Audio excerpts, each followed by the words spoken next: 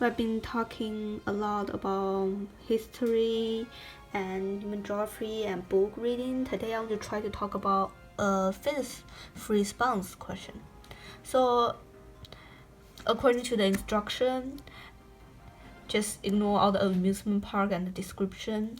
It is an object going down track like this and stop at E with different point and on Earth.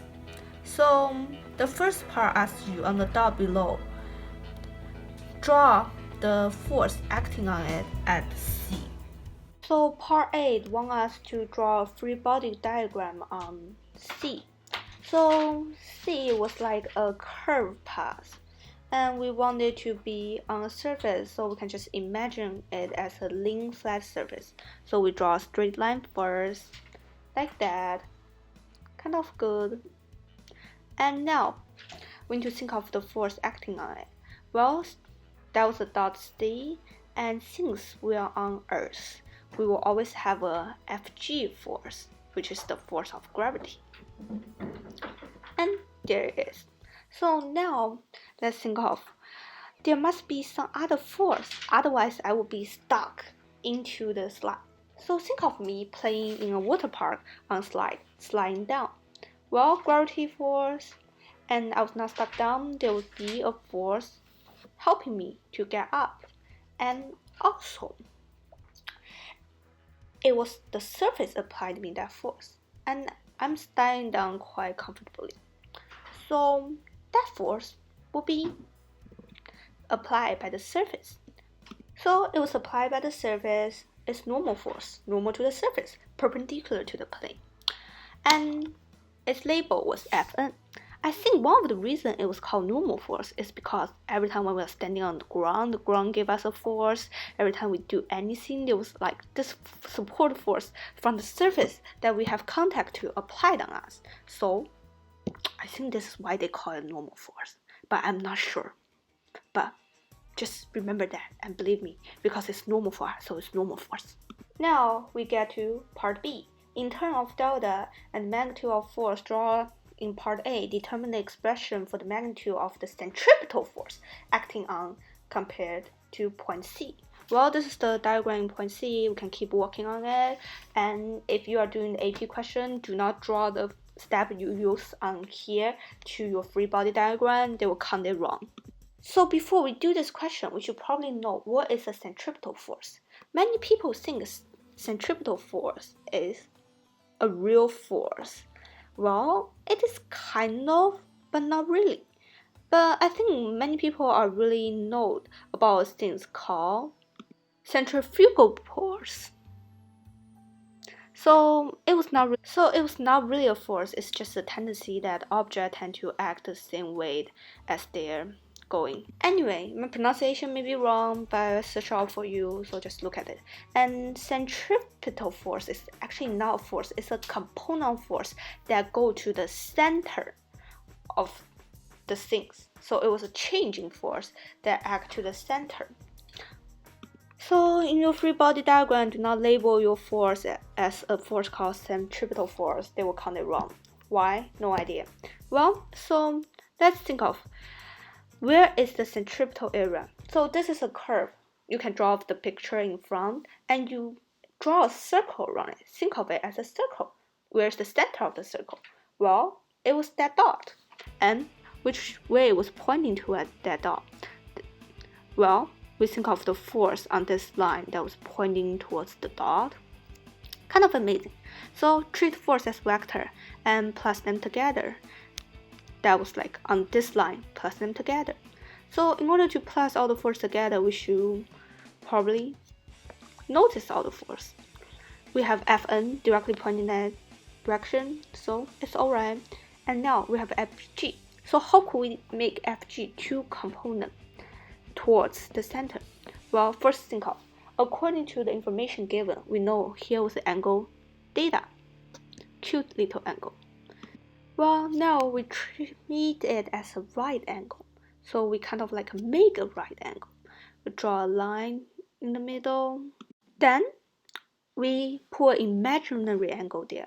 Because it was a right angle, these two angles plus together need to be 90. Now we create another right angle. And then, since it adds to negative, we can consider this angle as the angle given. And now, since we know that this thing was like perpendicular to the table, the normal force line was perpendicular to the surface, so we can treat it here as an imaginary angle. And now, since we can see on the graph, this line was perpendicular to this line, so we can say that there was an angle that we need. So this will be our graph looking like. So now we need to find the angle, right? So we said Fn, it was pointing to a center. We treat it as positive. And the other way would be negative. Makes sense. Okay, now we separate Fg. So think of it, this is the ground. And we know that we can separate into a force acting on the surface. And then perpendicular to the surface, it was a centripetal. So we can separate it like this. So the only component we need was this one, and it was acted to the negative view, so it will be negative. And since here was perpendicular to the surface, it was a right angle. And according to trigonometry, you know that sin theta multiply Fg was equal to that component. Isn't that amazing? And now, since we know that Fg was equal to mg, which is mass times the gravity of Earth, which is 9.8. We got that changing Fc was negative mg sine delta plus Fn, so we can write it as Fn minus negative mg sine delta. And that's the force acting on the centripetal field. Isn't that amazing? So now let's go to C part. Derive an expression for speed Vd of the passenger compartment as it reaches point D in the term of m, r, and fundamental constants as appropriate. Well, we kind of know that at point D, the slope turns straight. So we need to know all the force acting before it. Well, guess what?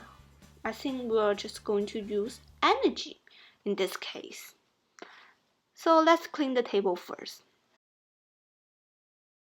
So to energy, we know for the force was like mgh, the potential energy, and half mv squared, the kinetic energy.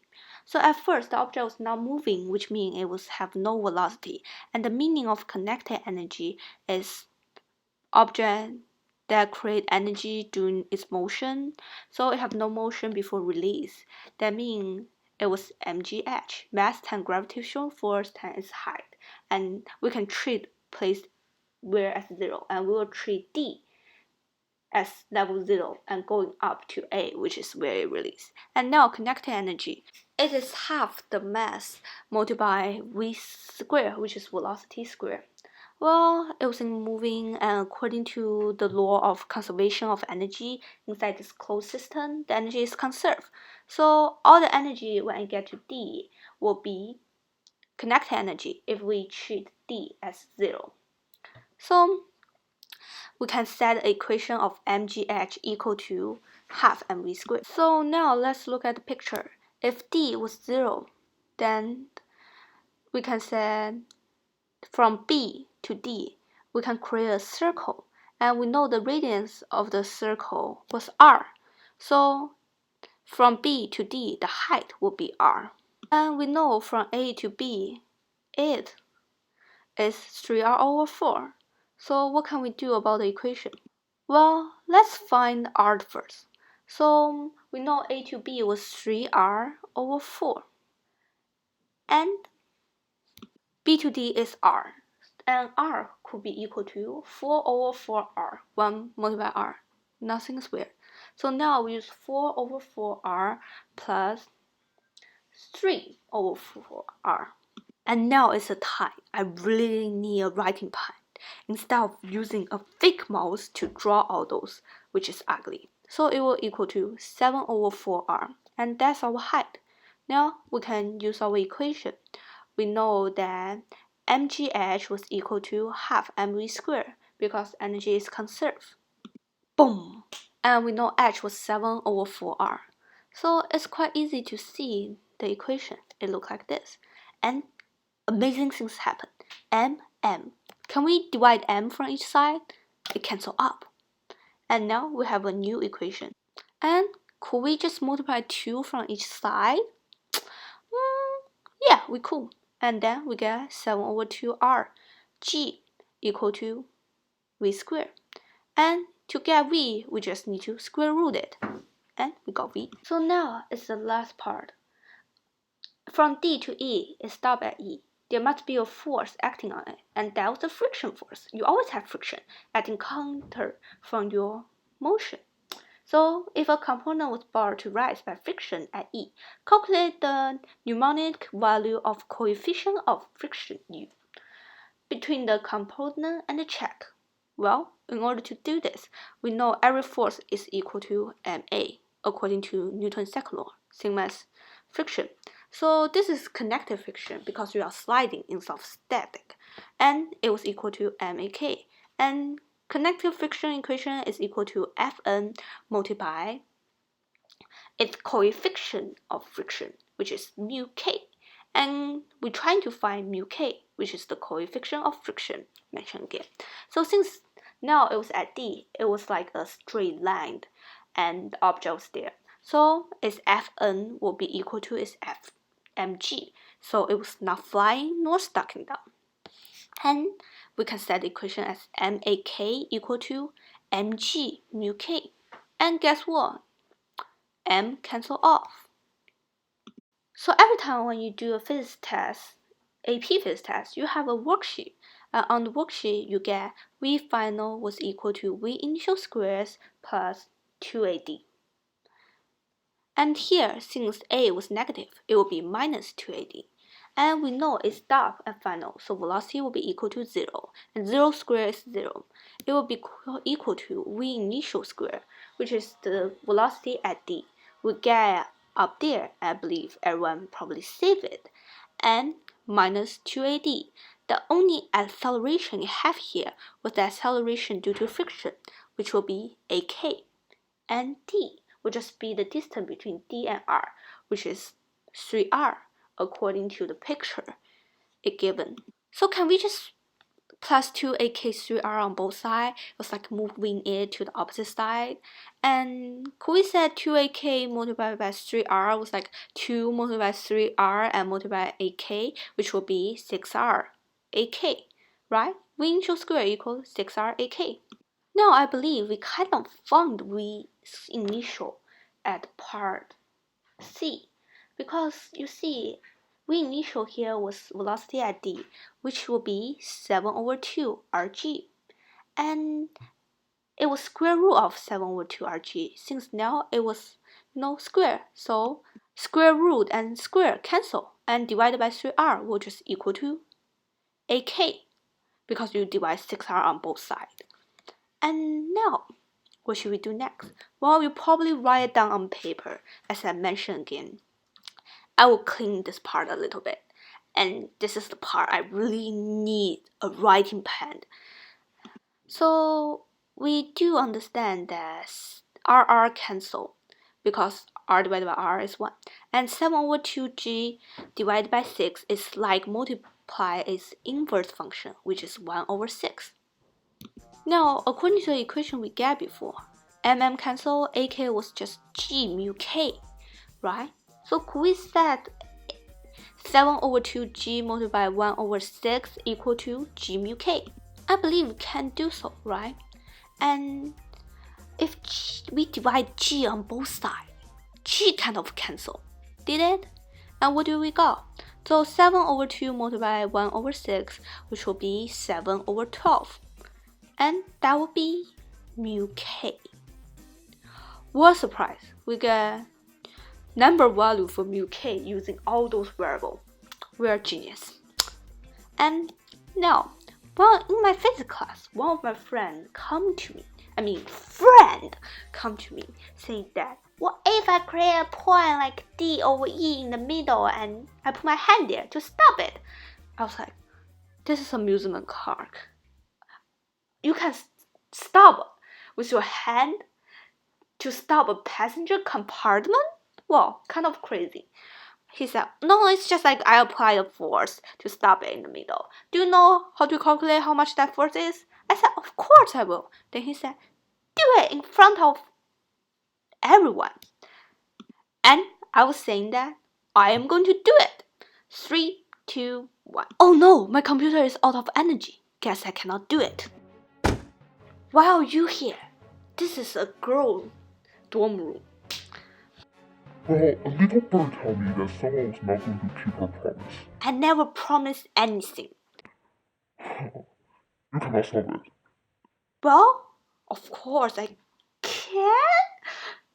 What if you solve it? Okay, then we first change the variable and set it there, and then we need a time we need.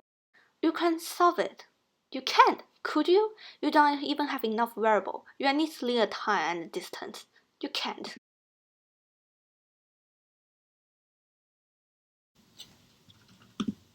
If you can get here to this step, I'm quite impressed about your love to physics because I know I do not talk good and also my pronunciation is bad. And also in the middle there was someone bumping in that was not really nice. Anyway, so I'm here to give you a bonus. So let's say we have a work which was SW network. So for connective friction, it was basically change in connective friction, and it will be 1/2 m. And since velocity was constantly changing, we are using v final square, which is the velocity at n, to minus v initial square. Because it was originally v square, and we just cut it down into this form. And now, think of it. Net was same as f d, right? And we know fd was fa. So can we just say FAD was equal to 1/2 and V final square minus V initial square? I think we can do that. Now, can we just multiply 2 on both sides? Let's first cancel off the m. M is same on both sides, cancel it up. And multiply by 2 on each side. Do we just go 2AD equaled V final minus V initial? And could we just plus V initial on both sides? See what equation do we got? That's the original equation on the worksheet we use. Isn't it amazing? That's the bonus.